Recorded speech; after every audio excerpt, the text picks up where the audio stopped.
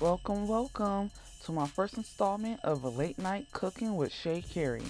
Now, I will be filming all of these on my cell phone in the dead of the night, in the dark, because it's very impromptu and I like to snack when I wake up and stuff, you know what I'm saying?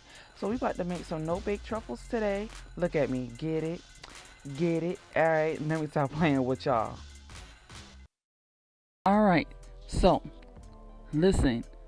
First things first, collect your ingredients. Please don't be confused. So you're gonna have your cream cheese. Make sure it's soft. You see I'm pushing into it, right? You should be able to press into it. Make sure it's soft.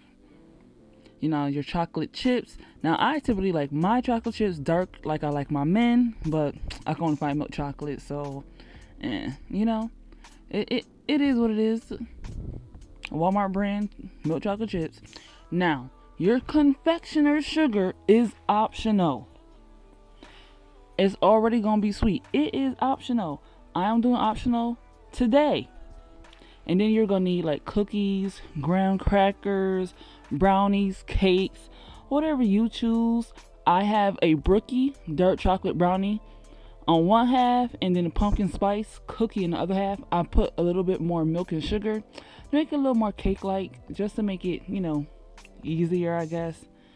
And yeah, just make it a little bit easier. So hey, it is what it is. And also use whatever flavor of things you want. Okay, you don't have to use exactly what I use.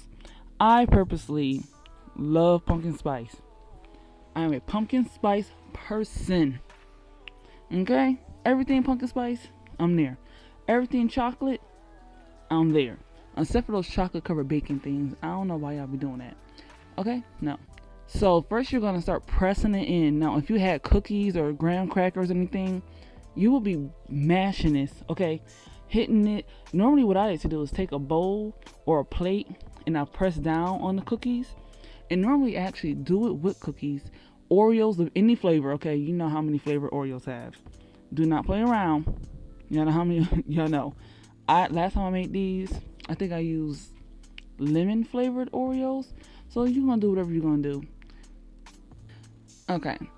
So you're going to take your cream cheese. Now, listen to me. I use plain cream cheese, and I actually don't even like cream cheese. I'm one type of people who hate cheesecake. Yeah, I know. Please don't start on me. Not all black people like cheesecake, okay?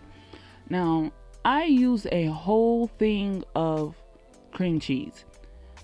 I probably should really have only used about 3/4 of it. The reason why I use so much though was very specifically I'm not gonna use the whole batter of this. You're gonna see I don't. I'm actually gonna make something else with this later. So I saved some of it and use the whole thing of cream cheese because I'm gonna make a different dessert out of the, well, it's not batter, but I'm gonna make a different dessert. Okay, so put it in, and this is really important. I put about a 1/4 cup of confectioner sugar. Everything is already going to be sweet because you have cookies, you have brownie, well, whatever things you use, plus the chocolate chips. You do not have to use confectioner sugar. Once again, I was going for it because I already knew the cream cheese was going to be a lot, and I didn't want that for myself. So here you see that I am just mushing it in the bag. Honestly, I typically don't use a bag. I use my hands, or I put it in a bowl and I mash it up or mix it up with a spoon. I'm doing this bag method just because I did not want to. I already put everything in the dishwasher, okay? It's like 4 in the morning here. Bear with the girl, okay? Bear with the girl. Now, I also like to point out that if you're going to mix it with your hands, make sure you butter or oil your hands up. I like to oil my hands up. You're going to see I oil my hands later. But mix it up and make sure you get it real good. And if you're using a bag, you do not want too much air. Because when you're mixing it and it has too much air, it does not mix well. And your bag could pop open. My bag is actually going to pop open. So you see me fixing it because it completely popped open. It's 4 in the morning. It was loud. Okay, listen, let me tell you. I woke my roommate up. Girl, listen. But it's all mixed up now. You see it looking good. I mean, it look a little. Now here go my oiled up hands. Okay? And if you saw my eczema earlier, don't talk about it. Now, you oil your hands because it just makes everything easier. Look at that. Do you see anything really sticking to my hands? No, I was able to pull that out the bag, roll it up, and place it. Look at that. Beautiful. Gorgeous. I got y'all. Like I told y'all, I got y'all. Alright, so here I got a little bit in my nail. It is what it is. It's okay. So what I'm trying to show you is how oiled up my hands are, and how even though I got a little bit in my nails, most of it was fine. Now I'm just adjusting my light. I'm using a small ring light that's meant for a computer. Listen, had to make it out, okay? Had to make it out. So this is also really important. Make these to whatever size you want. I made mine pretty big. The reason why I made mine pretty big is, I ain't gonna lie, I didn't want to dip a bunch. I just didn't want to dip a bunch of them. That's what that is.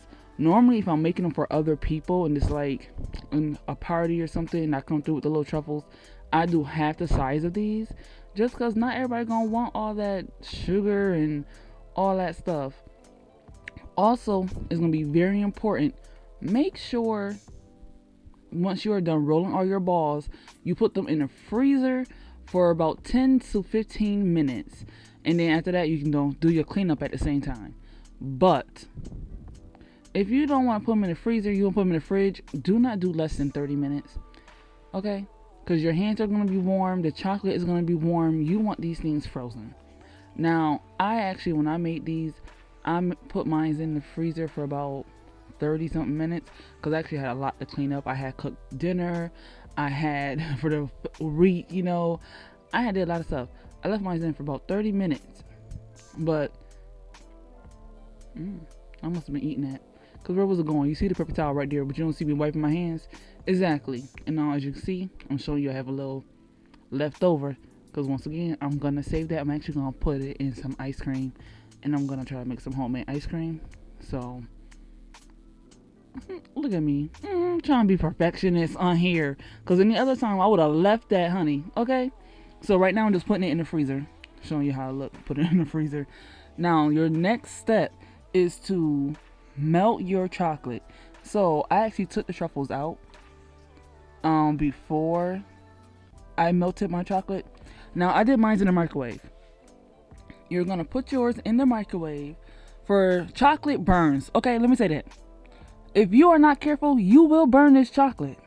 Chocolate burns, and it burns easily. I put mine in my microwave for about 20 to 30 seconds. And then I took it out and I mixed it. And then I put it in for another 20 to 30 seconds. For some reason, this bowl got crazy hot, because normally I have to do 4 intervals of 20. But you take it out, you mix it. Take it out, you mix it.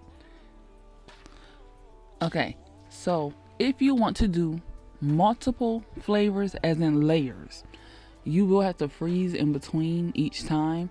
So what happens is you will roll the balls and you'll get your peanut butter, your caramel, butterscotch, your dulce de leche.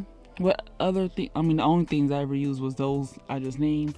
I also want to do like a peanut butter and jelly one. I thought it was pretty cool. But you would literally roll your balls, freeze those. Then, once those are frozen, you would take whatever peanut butter, and you wouldn't melt any of this. It will already be whatever consistency, like soft caramels and stuff, and you will dip it in, kind of like how you're going to see with the chocolate. You're going to dip it in, and as you can see, I'm literally burning my hand. No ma'am. But anyways, you're going to dip it, cover it fully, put it back on. And when you do this, you can put the oil on your hand so it's not sticking, like you seen me do before. But you'll freeze that again for 15 minutes minimum. If you put it in the fridge, you will have to do 30 minutes minimum. I think it took me all of 33 minutes, like total, without the actual, because like I said, I froze it for actually 30 minutes just so I can clean up. But I subtracted 15 minutes from that, and it took me all about 30 minutes just to make this. And then you would freeze it, and then sometimes, this is what I like to do. This is what I did before. I took some, what was it? Some peanut butter, and butterscotch. Those are what I like.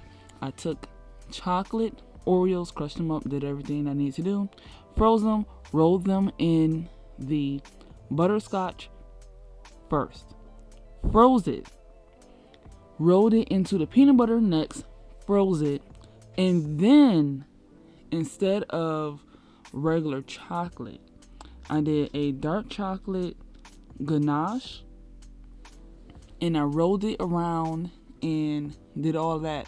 As you can see, told you I was burning my hand. I don't know what happened with this bowl. But I rolled it around in the chocolate. Now, once your chocolate is all melted, if you have like one of those fancy dipper things, use those. I used to own one. I literally don't know what the heck happened to it. I think I let someone borrow it like 2 years ago, and then the pandemic hit. Yeah, now I'm just covering it all up because I used too much chocolate chips. I had way too many, and it made everything thick. But I also like to just get a little down and dirty. If you don't want anything really truly sticking to you, please use the oil, the butter, like I said before. But you're gonna cover it all. As you can see to your right, I already made one, and then I like to make sure the sides are covered where I was touching it. So I like to dip my finger back in chocolate and then recover it, or just smooth it out like that. Alright, so it looks really delicious. I don't care what anybody say. Sometimes these will be looking like little turds, but hey, it's fine. So you see, I'm just gonna do the rest over here. Let me tell you something. I haven't had actual just plain milk chocolate in so long.